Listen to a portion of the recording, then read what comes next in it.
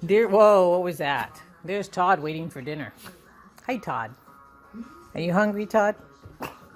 You hungry? You want dinner? You want chicken? Are you sure? Okay. Okay. I'll get you your dinner.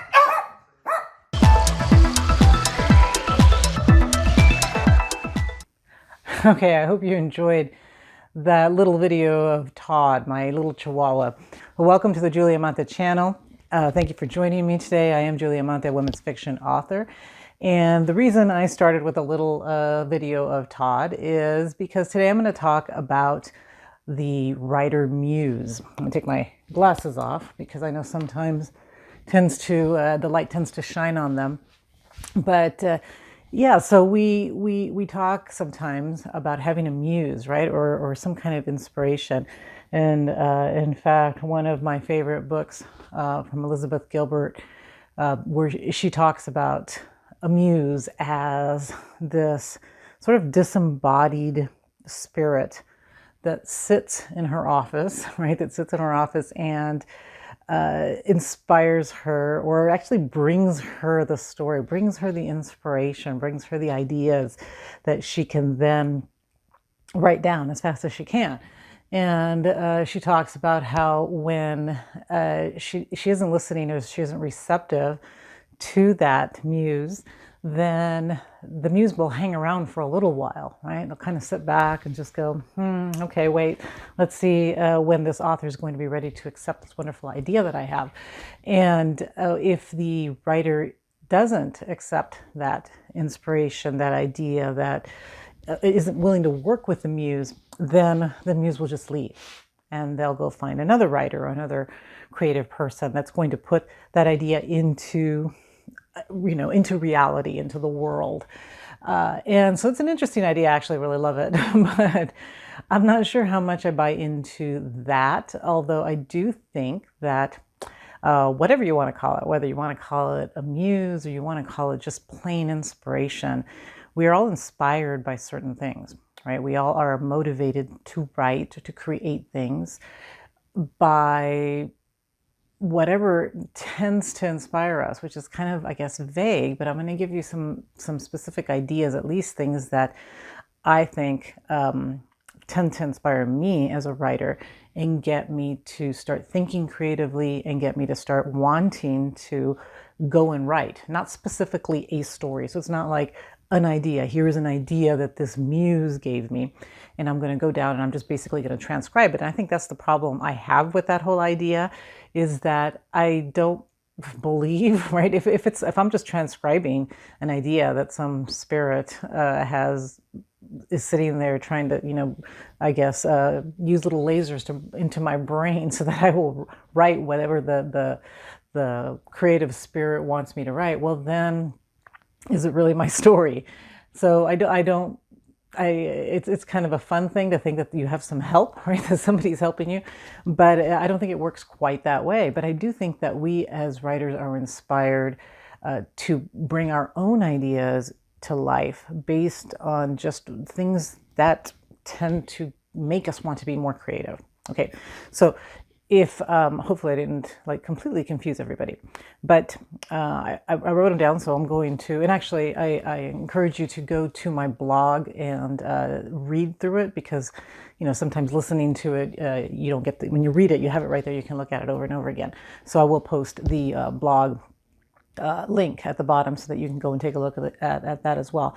But one of the things that tends to inspire me as a writer, and sorry, the chihuahuas are probably going to run in and out of here, so we'll just kind of ignore them as long as they don't bug me too much. But here we go. Okay, here's Todd.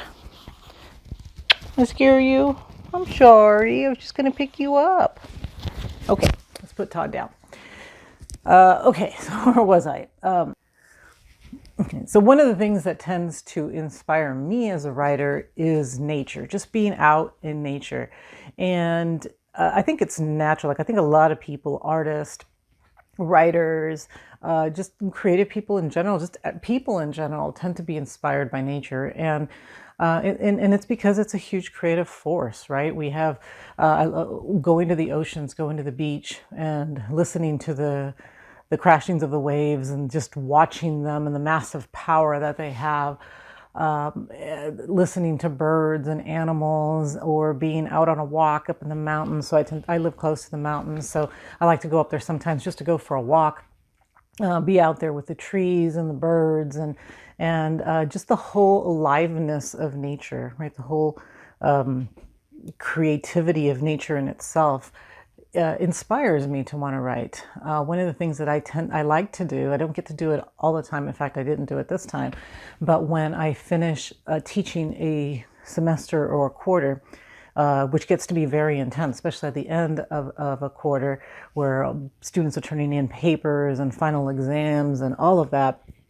And it's just like work, work, work, work, work, and really focusing and reading a lot of that stuff, that a lot of their assignments that they turn in.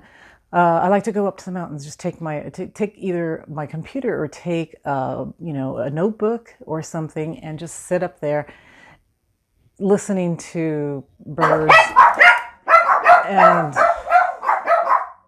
so anyhow, sorry, I keep getting interrupted by the dogs. But so nature is just a huge inspiration for me. Just being outside, breathing the fresh air, hearing animals, seeing plants that are beautiful plants, beautiful trees, watching the wind blow through the trees, and it's just very inspiring. Just being out there, and I might take something to write, or I might just go for a walk out in nature and end up feeling just re-energized and ready to come home and write. The other places, or I guess another place that tends to be very inspiring that you could look at as a muse, is being in a coffee house. Now, why a coffee house? Well, I started writing in coffee houses, specifically Panera Bread, because they have more space, they have tables, and there's just more room, right, than a place like Starbucks. It tends to be kind of small. There's a lot of people walking in and out that that can be kind of distracting.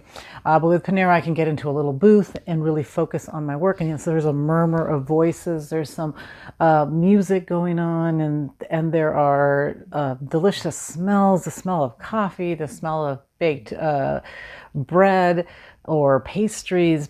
And just that whole environment tends to be inspiring to me. And it's kind of nice to be out of the house. So I started going to Panera Bread to write when my children were little, and I just wanted to get away. So now I have dogs that make noise before they were little kids. And so it helped to just get away for an hour or two. So I used to actually go to a Toastmasters group early Friday morning.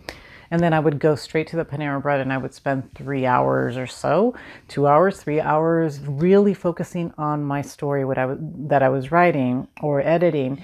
And I would feel like I could go home after that, and I've already gotten a lot of work done. And nobody missed me because they were doing what their normal morning thing was, right? So coffee houses are another place to kind of just to be inspired to work. And plus, a lot of other people are working, whether they're writing or not. A lot of people go to these places to work. You see people working, you see people writing, you see people having conversations, sometimes about work. I've seen people do interviews there. So that tends to be another place. Another place which might not be as inspiring, but it is, I guess, to write, but is a bookstore. So just going to Barnes & Noble, just go to spend an hour at a bookstore, looking through whatever new books are out, seeing people reading, seeing people enjoying reading. It just kind of reminds me as a writer that who I'm writing for, right? So these are the people that are looking for books, that want books.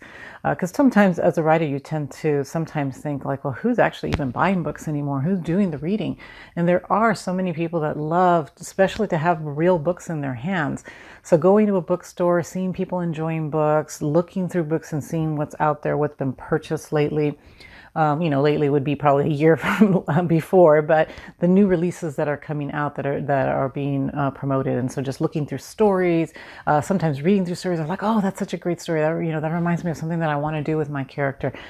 So being in a bookstore can be a huge inspiration, just going there every once in a while and reminding myself as a writer of why I'm writing and what readers need, writers to do, which is to write and create books. So that gives you the inspiration to go back home and start writing. The other thing that I wrote here, the next two things, which are kind of the opposite of each other in a way, is one is exercise. So going out for a walk, like I mentioned before, in nature, whether it's, for me, walking the dogs to the orange groves and coming back home gives me a break from my work, and it also starts to create just stories in my head, right? So I can think as I'm walking, because I'm not doing anything except just watching the dogs walk.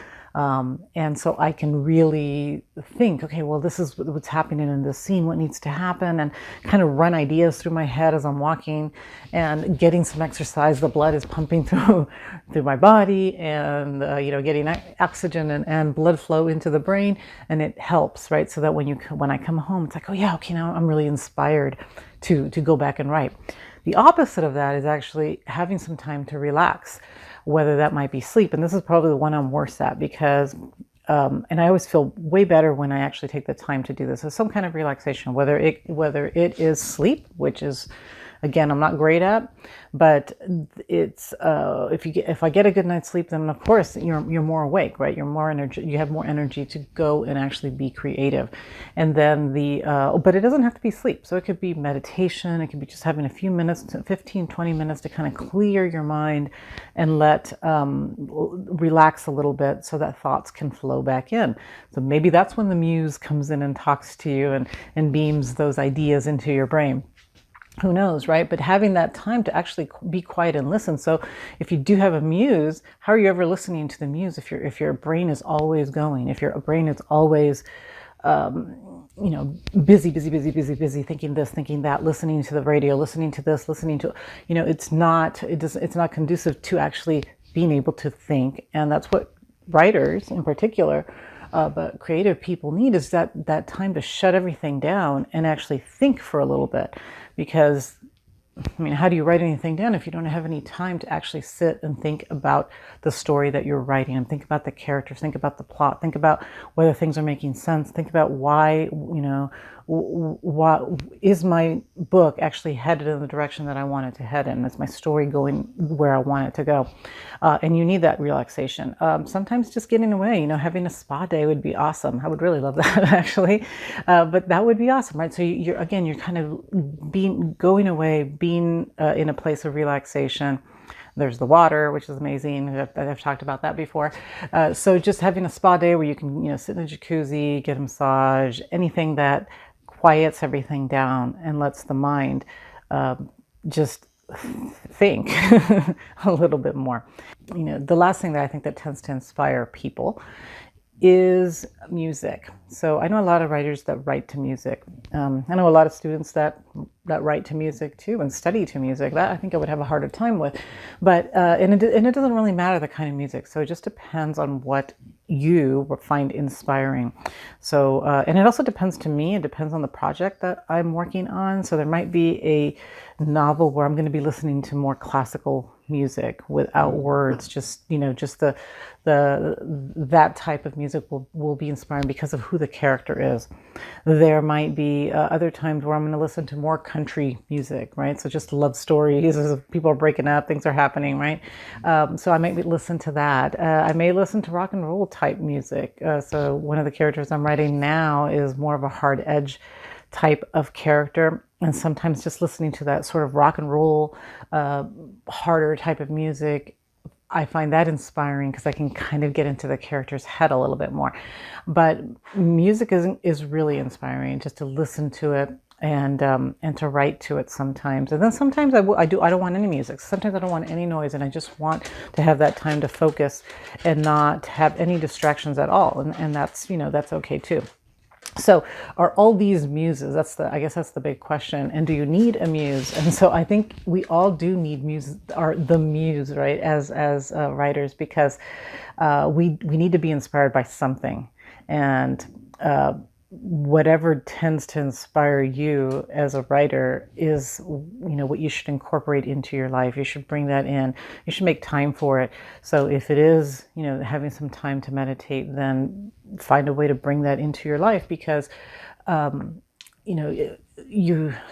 life, I think, is draining, right? So just the regular work day, having to go to work, having to make money, having to think about normal things, going shopping, cleaning your house, doing the everyday kind of things tends to be draining. Even if we love it, even if we love our job, it kind of saps your energy, and you need something that is bringing that inspiration back, because there's, if you have nothing, if you have nothing that's inspiring you, you're going to tend to not feel that motivation to be creative that you need in order to write.